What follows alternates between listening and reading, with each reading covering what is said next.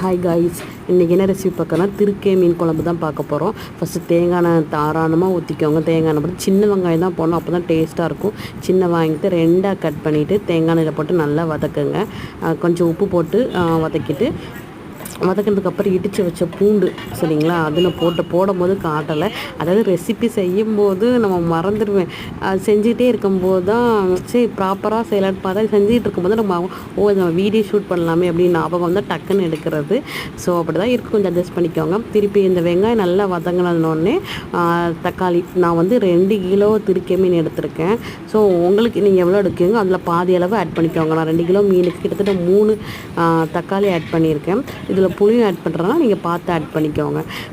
நல்லா வதங்கினதுக்கப்புறம் பச்சை மிளகா 2ஆக கீரி அப்படியே போட்டுக்கோங்க, நல்லாயிருக்கும். அப்புறம் உப்பு நான் சொன்னேன் பார்த்தீங்களா, பூண்டு நல்லா இடித்து போட்டுக்கோங்க, நல்லாயிருக்கும்.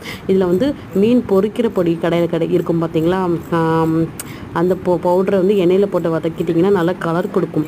ஸோ கொஞ்சம் திக்னஸாகவும் இருக்கும் குழம்பு. ஸோ நான் வந்து தேங்காய் பால் ஊற்றலை, அதனால் இந்த பொடி போட்டு பண்ணுங்கள், சூப்பராக இருக்கும். அப்புறம் குழம்பு பொடி, நான் வீட்டில் இருக்கிற குழம்பு பொடி இல்லைனா புளிக்குழம்பு பொடின்னு சொல்லுவாங்க, இல்லைன்னா குழம்பு பொடி எது இருக்கோ அது நான் ஒரு கரண்டி அளவு நல்லா போட்டு நல்லா எண்ணெயில் ராஸ்மல் போனதுக்கப்புறம் நல்லா சுண்டாக வதக்கிடுங்க.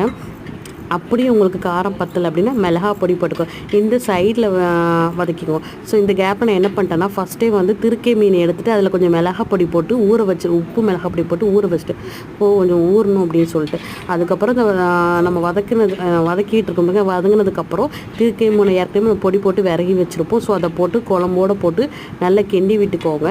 நல்லா கிண்டி விட்டதுக்கப்புறம் புளி கரைச்சி வச்சு, உங்களுக்கு தேவையான எவ்வளோ புளி தேவையோ புளி எடுத்துக்கோங்க. புளி எடுத்து மீனில் அப்படி கொதிக்க விட்டுக்கோங்க.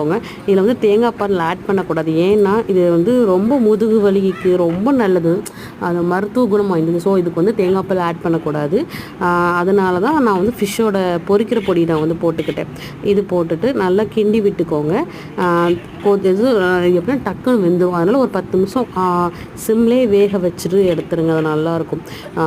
உடம்புக்கு ரொம்ப சத்து வாய்ந்த மீனுங்க. ஸோ மாதத்துக்கு ஒரு தடவை சாப்பிட்டு பாருங்கள், ரொம்ப நல்லது. நல்லா இறக்குற நேரத்தில் கொஞ்சம் மல்லி இலை கருவேப்பிலை இலை போட்டு இறக்கிட்டிங்கன்னா நல்லாயிருக்கும். குழந்தைங்களுக்கு கொடுங்க, ரொம்ப நல்லது. ட்ரை பண்ணி பாருங்கள்.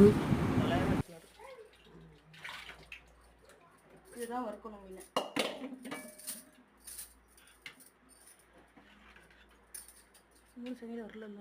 வரப்போகுது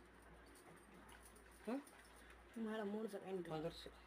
வரல இல்லைண்ணா, இன்னும் 2:48 தான் அவங்க வரணும்.